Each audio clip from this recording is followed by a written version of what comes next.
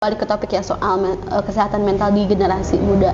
Kalau teman-teman nih, berarti kalau misalkan aku nanya usia enggak ini kan maksudnya enggak privasi kan, tapi ya teman-teman udah di fase 20-an lah ya. Pernah enggak sih ngalamin kesehatan mental ini, atau misalnya kayaknya aku lagi gak baik-baik aja deh. Dari teman-teman sendiri pernah ngerasain di posisi itu gak? Pernah. Dan Gimana? itu salah satu alasanku buat masuk tasawuf psikoterapi gitu. Jadi sekalian berobat jalan mungkin. Yang Nalin rasain apa maksudnya? Maksudnya bukan gejala sih, lebih ke kayaknya aku harus belajar deh, atau misalnya yang aku rasain gini deh. Jadi poin apa gitu, bagian yang mananya? Kalau aku sih stres karena mungkin keadaan keluarga gitu. Jadi dan aku nggak mau itu berdampak juga ke adikku. Makanya ini gimana sih cara nyelesainnya mental yang kayak gini tuh. Nah jadi aku pengen belajar tentang hal itu, dan akhirnya udah menemukan, dan akhirnya aku berusaha buat ke adikku tuh gimana caranya treatnya gitu. Oke. Jadi sudah mulai mau membantu gitu ya dari permasalahan yang dialami ke orang lain. Oke, menarik. Boleh dilanjutkan Anissa? Kalau dari Anissa seperti apa nih? Sebetulnya pernah, tapi itu masa-masa puber mungkin ya, lagi SMP. Itu karena akademis, juga karena lingkungan juga. Saat itu emang lagi ngerasa kayak ngerasa sendiri. Meskipun kayak ya ada temen, tapi benar-benar ngerasa sendiri gitu. Keluarga ada, cuman dua orang tua kerja namanya. Jadinya tuh benar-benar kayak udah akademis dituntut, terus di keluarga juga jarang di rumah, kan jarang ya pada kerja orang tua, jadinya stres mungkin ya ke diri sendiri itu. Dan benar kata Nani, memilih psikologi pun ada alasannya, karena pengen belajar untuk mengelola itu tadi, emosi dan lain sebagainya. Oke. Jadi salah satunya memang berangkat dari diri sendiri gitu ya. Ada alasan. Oke. Nah, kalau misalkan aku nih ya ngebacanya, berarti kalau sekarang teman-teman alhamdulillah aku gak tahu gitu ya alasan-alasan teman-teman di belakangnya apa aja yang pada akhirnya mengantarkan teman-teman bisa mengatasi permasalahan yang sedang kita generasi muda alami sekarang, yaitu soal kesehatan mental. Nah, kalau misalkan ini ya dari perspektif teman-teman, ini real dari perspektif teman-teman sendiri merespon fenomena orang-orang yang pada akhirnya memilih dan memutuskan untuk bunuh diri, gimana sih perasaannya gitu kalau dari teman-teman pribadi? Boleh dari Nalin dulu. Tentu miris sih, apalagi kalau Teh Anissa ya yang fokusnya ke psikologi gitu, kayak ngerasa gagal nggak sih Teh gitu. Kita belum bisa nih menyebarkan, mensosialisasikan tentang pentingnya kesehatan mental gitu, bahwa kita ada loh buat kamu gitu, kamu bisa konsultasi ke kita gitu. Jadi merasa ya miris dan gagal aja gitu. Sedih juga nggak sih? Iya. Kayak ibaratnya kan psikolog maupun psikoterapis itu kan ibaratnya kayak dokter jiwa lah ibaratnya. Kayak lihat isu-isu, berita-berita yang berkaitan sama mental health, terus depresi dan lain sebagainya, itu kayak apa yang salah gitu, apa yang seharusnya atau apa yang belum ada nih di masyarakat gitu. Kenapa sih bisa ada masalah-masalah kayak gini? Kenapa bisa ada isu-isu yang bermunculan kayak gini gitu? Justru itu tuh bikin kita tuh kayak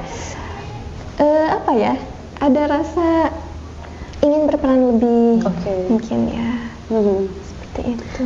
Nah, kalau ngomongin soal peran ya, yang sejauh ini sudah teman-teman coba mungkin ke orang-orang sekitar soal mental health, membantu teman misalkannya gimana nih? Yang teman-teman lakukan biasanya ketika misalnya lihat, ini kayaknya ada bukan gejala sih, kayaknya ini lagi gak baik-baik aja nih orang gitu. Nah, teman-teman merespon itu dengan kayak gimana biasanya? Boleh dari siapa dulu ya? Teh Anissa aja. Kalau aku ya misalnya sesimpel kalau lihat teman lagi sedih, ya berarti gimana gitu ya kan. Mungkin normalnya kita seharusnya kalau lihat teman yang sedih itu kan merangkul, ditanya. Kayak orang lagi sedih tuh pengennya tuh ditanya kabarnya gimana, kenapa gitu, barangkali butuh bantuan. Kan itu ya yang dititipin sama Rasul pun, sesama muslim itu harus saling tolong menolong, saling berbuat baik satu sama lain. Kayak gitu mungkin. Oke. Jadi kalau Anissa itu lebih ke bertanya gitu ya, coba didengarkan. Oke. Emang pendekatannya sangat psikologi sekali ya. Nah, kalau dari Nalin, kalau dari aku mungkin awalnya juga sama gitu, sama kayak Teh Anissa. Awalnya nanya, kenapa kamu hari ini, gimana keadaannya gitu. Nah, terus kan karena belakangnya ada psikoterapinya ya, itu karena udah tahu mereka juga pasti kalau kenalin itu ada ininya, pengen terapinya gitu. Nah, biasanya relaksasi energi gitu. Ya pakai mind healing teknik. Nah, pakai itu. Terus ternyata kadang mereka itu sedih kan nggak hanya karena mental ya, karena fisik juga. Nah, akhirnya pijit-pijitan gitu. Itu jadi, pun termasuk ya? Iya, juga diajarin di kelas kan, soalnya pijat punggung relaksasi, itu. Tadi apa namanya? Mind healing teknik. Oh, mind healing teknik. Itu biasanya ngapain aja tuh? Selain pijit-pijitan, tarik nafas nggak atau gimana? Iya, mind healing teknik itu tarik nafas dulu gitu. Terus kita mengakui bahwa ya ini salahku gitu. Mirip kayak praktiknya mindfulness mungkin ya, kayak untuk sadar. Oke. Gitu. Pernah dicoba gak sama Nalin? Pernah. Ya itu yang aku ingat itu adik aku tuh kan kadang susah banget tidur ya karena keseringan main HP kalau sebelum tidur, akhirnya insom.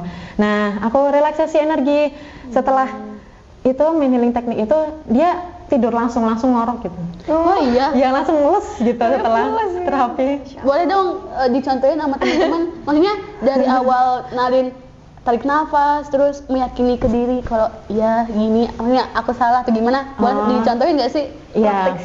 Ya sedikit. Misal ke Teh Anissa aja ya. Boleh. Misal ke Teh Anissa ya. Relax sekarang. Relax dari ujung kaki, relax. Nah, setelah itu posisi ternyaman, buat posisi ternyaman. Nah, boleh pejamkan mata, relax ya Teh. Nah, rasakan tubuh Teh Anissa, kayak menyadari gitu Teh. Kan selama ini kita jarang ya memperhatikan tubuh kita, dari ujung kaki relax, nah nanti sampai ujung kepala gitu. Jadi urut dari paha relax, terus perut relax. Nah, setelah relax, terus fokuskan pikiran hanya kepada Allah gitu, akui kesalahan. Oke. Terus maafkan diri sendiri, maafkan orang lain gitu. Terus minta maaf ke tubuh sendiri. Apa lama nggak menjaga gitu. Ya begitu. Terus nanti setelah itu tarik nafas, keluarkan, tarik nafas, keluarkan, tarik nafas, keluarkan sebanyak 3 kali. Setelah itu istighfar 3 kali. Baru setelah itu selesai gitu. Wow, keren gimana Anissa yang dirasakan? Kan bentar Teh. Ini mah belum ini ya, maksudnya masih harus di depan kameranya. Iya, harus kalau di belakang. Kalau di belakang tuh mungkin ya emang karena di situ pikiran terpusat sama diri sendiri, jadinya emang lebih mungkin ya tenang. Tapi kalau emang benar-benar fokus kayaknya bakal lebih tenang. Lebih kerasa feel-nya mungkin ya. Iya sih benar ya. Jadi kalau misalnya dari teman-teman nih ya, dari teman-teman ormas di sini yang ngerasa aduh kayaknya lagi gak baik-baik aja nih, emosi tiba-tiba susah dikontrol. Ini aja tadi apa tekniknya? Mind healing teknik. Tapi ini maksudnya sedikit menambahkan ya. Ini praktiknya bisa diamalkan ketika sholat teman-teman. Wah, gimana tuh? Maksudnya terfokus. Sering banget ya ketika sholat pikiran kita kemana-mana. Nah itu tuh makanya kenapa setelah sholat kita tetap punya stres, tetap punya masalah, bukan punya masalah ya, punya masalah mau pasti ada, tapi kayak tetap terbebani karena saat sholat pikiran kita nggak terfokus sama sholat itu gerakannya sama Allah, kayak hati kita tuh nggak ada di situ gitu, ibaratnya gitu ya. Makanya praktek ini bisa diamalkan banget ketika sholat yang khusyuk gitu. Jadi sebelum sholat tuh kita emang sadari bahwa kita tuh mau sholat gitu ya. Benar ya. Kan ketika niat tuh benar-benar dibayangin kan gerakannya harusnya. Oke sih, PR banget rasanya itu nggak khusyuk di sholat. Malahan yang suka lucu tuh misalnya aku lupa kunci motor. Terus kalau pas lagi sholat tuh kenapa tiba-tiba inget gitu ya? Kayak ibarat tuh yang apa aja tuh kepikiran gitu bener. ketika sholat. Itu emang goda-godaannya di sana kali ya. Bisikan setan. Oke.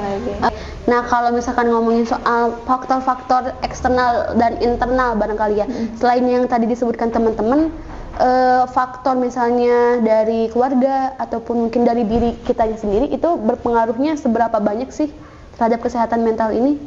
Boleh dari Anissa dulu? Faktor dari internal eksternal ya, keluarga maupun lingkungan. Iya. Tentunya berpengaruh banget ya terhadap diri atau individu yang yang menjadi korban mungkin korban dari bunuh diri ini. Karena gimana ya, kedua faktor ini tuh saling berkaitan gitu sama diri individu. Kalau misalnya keluarga kan suatu kelompok atau orang-orang atau di dalamnya tuh individu-individu yang mendukung kita, kayak mengenal kita, kepribadian kita, yang seharusnya menjadi rumah untuk kita pulang, rumah untuk kita berkeluh kesah, rumah untuk kita meminta saran, meminta pendapat gitu. Dan mirisnya sekarang kan banyak isu-isu justru yang berangkat dari rumah itu sendiri, kayak fatherless dan lain-lain. Itu kan bisa jadi faktor alasan kenapa orang-orang pada akhirnya memutuskan untuk mengambil keputusan yang ya kayak udah nggak ada jalan lain gitu ya, ibaratnya gitu. Nah, lingkungan juga berpengaruh untuk apa ya, ibaratnya kayak ya kalau selain dari keluarga kan kita bermuamalah, kita berinteraksi. Kalau selain dari orang-orang yang di rumah ya orang-orang di sekitar rumah kita, di luar rumah kita kan, itu berpengaruh banget sih menurut aku. Mungkin boleh ditambahin nih dari Nalin sendiri, lebih ke diri sendiri gitu ya, gimana regulasi diri kita buat merespon fenomena ini. Kan deket banget ya sama kita, generasi Z, anak muda yang lagi istilahnya haus validasi dan lain-lain. Itu gimana cara meresponnya? Kalau terkait sama yang tadi ya, yang dari keluarga, mau menambahkan yang itu pada akhirnya kalau keluarga aja udah nggak bisa jadi support system, kita itu kan hanya punya diri kita sendiri nih. Nah, itu kembali lagi kita dengan diri sendiri dan yang menciptakan kita gitu. Jadi ya, saya nggak ingat ayatnya, tapi kan Allah itu selalu bersama kita gitu. Jadi kemana lagi kita pulang gitu, ya udah pada akhirnya kita pulangnya itu ke pencipta kita gitu. Kalau nggak ada pundak untuk bersandar, dinding untuk merebahkan bahu gitu ya. Masih ada lantai untuk bersujud gitu. Masya Allah. Benar-benar sih. Nah, tips mungkin dari teman-teman untuk kita ya, generasi muda, buat bisa meregulasi diri mengatasi ini, permasalahan ini, karena emang kalau misalkan ngomongin soal kesehatan mental ya emang deketnya sama kita ya, generasi muda, Gen Z gitu ya, yang baru lulus dan lain sebagainya. Nah, itu gimana nih dari teman-teman pribadi?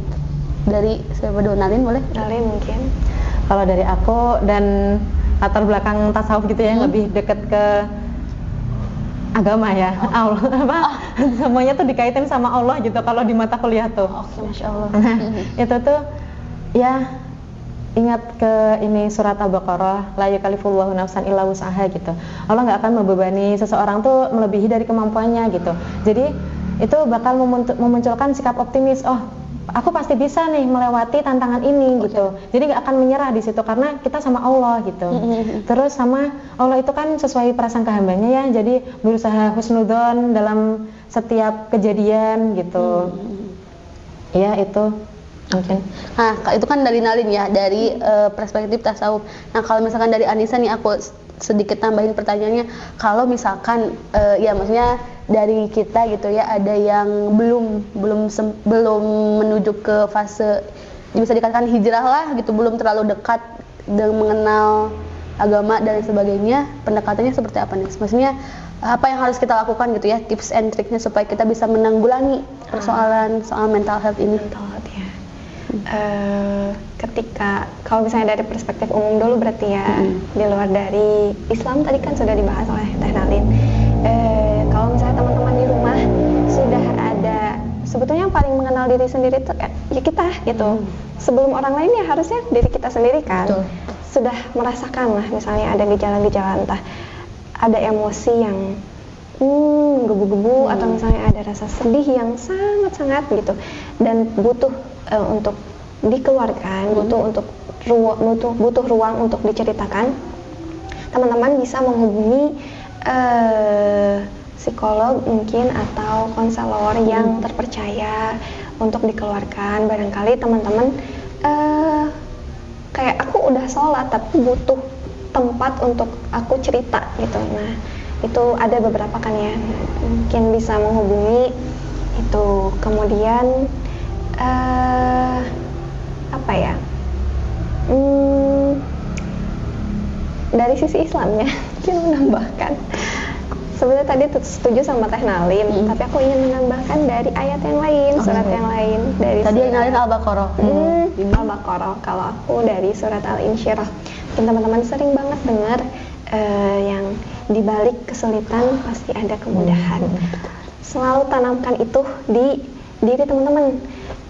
Allah tuh ya benar nggak akan membebani hambanya suatu perkara ya di luar dari kesanggupannya gitu. Pun Allah juga nggak akan ngasih kesulitan tanpa ada solusi. Betul. Pasti selalu ada solusi, pasti selalu ada pesan cintanya Allah gitu dari situ. Mungkin Allah tuh pengen kita untuk berusaha mencari itu dulu. Allah tuh ya punya bahasa cintanya sendiri ibaratnya, dan tiap hambanya tuh beda-beda gitu. Itu mungkin. Terus apa yang sedikit pesan dari aku, tetap semangat menjalani hidup yang berat ini mungkin. Karena dunia itu tempatnya diuji, jadi ya semangat aja gitu. Kalau misalnya pengen bermudah-mudahan, pengen selesai dari ujian di surga nanti. Masya Allah. Ini nih, tadi ngomongin soal bahasa cintanya Allah. Berarti kita tuh harus ngerti ya, maksudnya kita tuh harus peka gitu. Apa yang misalnya kita terima tuh, ini maksudnya apa gitu ya. Bener sih, kerasa banget sama aku juga ya lagi belajar soal ya isu-isu kayak gini. Soalnya emang yang aku rasain di usia yang baru 20-an ke atas tuh kayak ngerasa kok tiba-tiba ngerasain ini ya, kok tiba-tiba ngerasain maksudnya perasaan-perasaan yang enggak dirasain sebelumnya, kayak overthinking lah. Terus apalagi ya pokoknya perasaan-perasaan yang baru dirasain gitu kondisinya hal ini.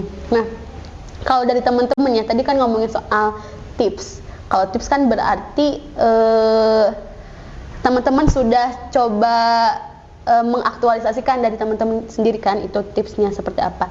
Nah, tapi kalau misalkan berangkat dari sekarang nih, kita obrolan mahasiswa Islam, seberapa banyak sih maksudnya Islam membantu teman-teman ya dalam merespon isu-isu seperti ini, atau misalkan dalam upaya teman-teman menuju atau misalnya mencari jalan keluar dari permasalahan mental health ini yang teman-teman rasain. Seberapa banyak Islam membantu teman-teman yang teman-teman rasain, misalnya ya gimana kayak perasaannya, atau misalkan biasa aja atau gimana gitu. Dari Nalin dulu boleh. Tanisa dulu. Boleh. Kalau dari aku ya, sebenarnya pertanyaan ini tuh jawabannya ya pasti membantu banget gitu. Apalagi apa yang nggak dibantu, maksudnya Islam tuh udah ngasih privilege. Al-Quran misalnya, di sana tuh banyak ayat-ayat yang kalau kita dalami, kalau kita pelajari, itu tuh surat cintanya Allah. Di situ tuh kayak kamu mau berkeluh kesah, kamu mau misalnya kamu sedih, kamu senang, kamu marah, di situ tuh ada gitu ayat-ayat yang ya Allah berpesan ke hambanya dan lain sebagainya. Tinggal baca Quran. Terus kayak tadi mindfulness, praktik dari psikologi. Di sholat pun ada gitu. Teman-teman udah dikasih banyak jalan gitu di Islam tuh. Makanya ngebantu banget sih menurut aku. Ayo kita balik lagi ke Islam. Ayo kita lebih belajar banyak lagi soal Islam. Dari Nalin. Kalau aku mau nambahin ini Teh, Islam itu kan aturannya lengkap banget ya. Dari kita bangun tidur sampai mau tidur lagi itu kan semuanya ada gitu. Jadi ya tentu aja Islam itu membantu banget dan menjawab apapun pertanyaan yang pengen kita tanyain gitu. Ada aja. Aku tuh pernah mau nyoba nyari-nyari pertanyaan apa sih yang Islam tuh nggak bisa jawab gitu. Pada akhirnya ketika aku tanyain ke orang yang udah paham gitu, ada aja gitu. Selalu ada gitu jawabannya. Jadi intinya Islam sangat membantu sekali ya. Iya. Oke. Yang aku rasain juga sebelum mengenal, maksudnya sebelum belajar Islam lebih jauh ya, kita tuh nggak tahu kalau misalkan rasa khawatir, kita tuh ada salah satu faktornya ya, misalnya kita nggak khusyuk pas sholat, terus kita nggak berhubungan baik dengan sang pencipta kita gitu, jadi menyebabkan hati kita tuh ya gelisah. Nah, bisa dibantu kan salah satunya dengan tadi ya, aktivitas-aktivitas yang mendekatkan kita pada Allah gitu ya, pada pencipta kita.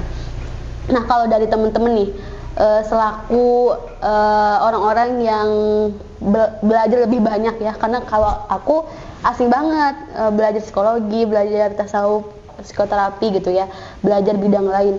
Kalau dari teman-teman nih, berdasarkan kebidangan teman-teman dengan apa yang sudah teman-teman pelajari mungkin sejauh ini 4 tahun ya, 3 tahun, apa yang ingin disampaikan kepada kita gitu ya, generasi muda, melihat melihat kondisi atau fenomena hari ini mengenai kesehatan mental di generasi muda, harus seperti apa misalkan kita, atau ya pesan atau misalnya sedikit motivasi atau misalnya apapun yang ingin disampaikan, silahkan boleh dibebaskan. Dari Nalin? Kalau dari aku itu tadi nyambung ke aturan yang udah Allah ini turunkan gitu ya. Kalau mungkin orang lain melihat Islam itu kan kayak apa-apa tertutup, apa-apa terbatas gitu. Nah, tapi malah keterbatasan itu yang bikin kita itu tenang gitu, merasa terjaga gitu. Nah, dan karena Allah kan yang menciptakan kita. Nah, jadi Allah itu tahu gitu yang terbaik untuk kita gitu. Makanya aturan-aturan itu turun gitu. Kalau kita hidup bebas itu malah perasaannya kan merasa bersalah, terus selalu kurang dengan suatu hal gitu.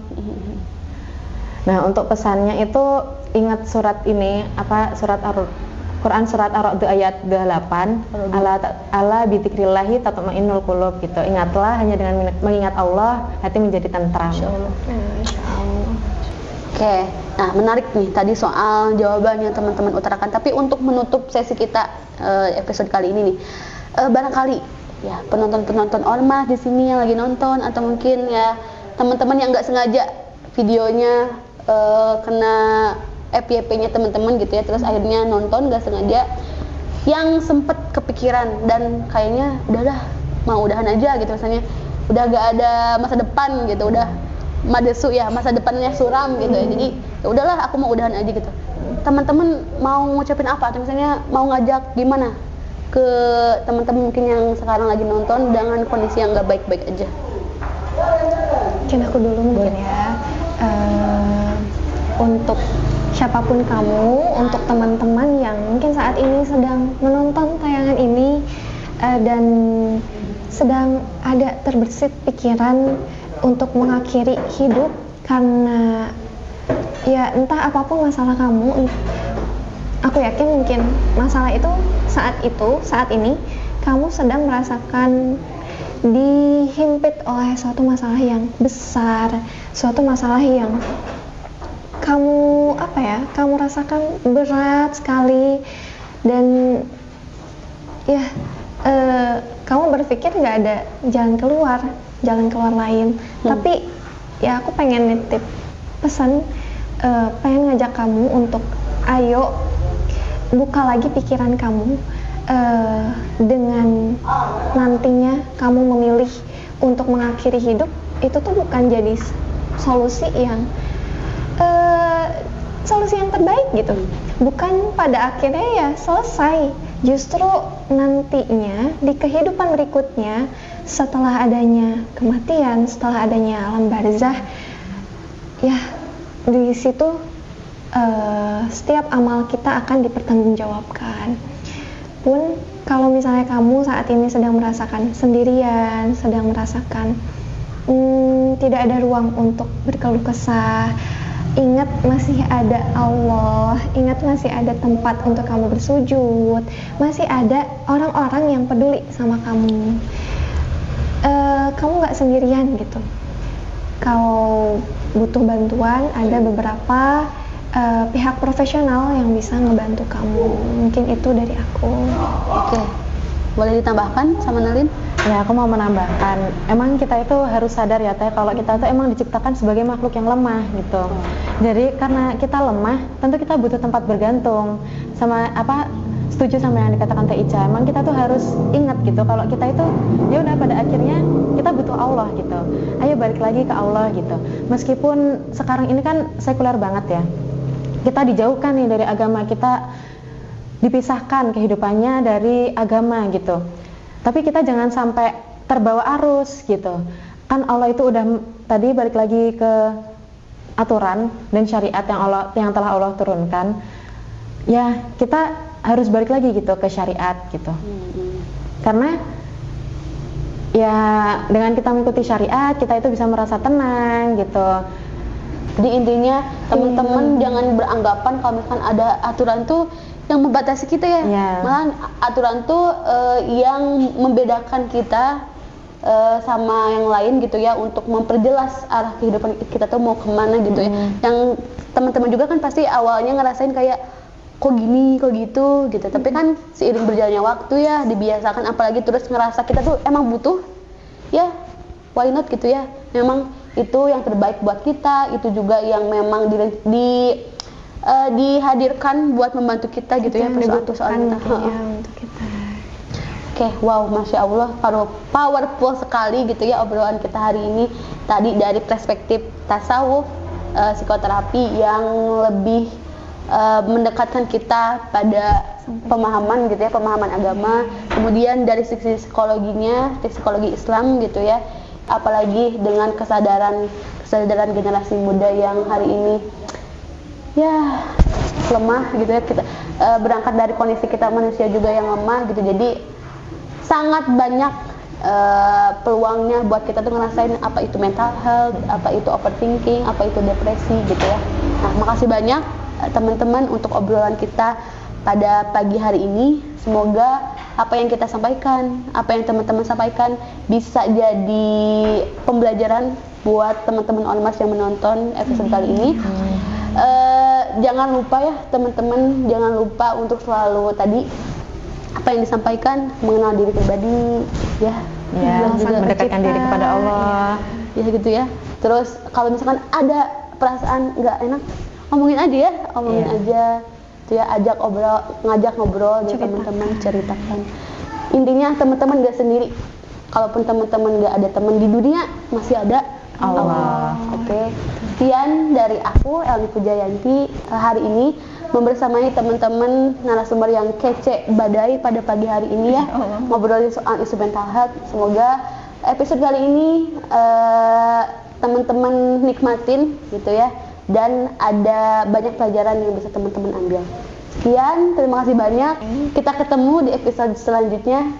Dadah, assalamualaikum warahmatullahi wabarakatuh. Waalaikumsalam warahmatullahi wabarakatuh.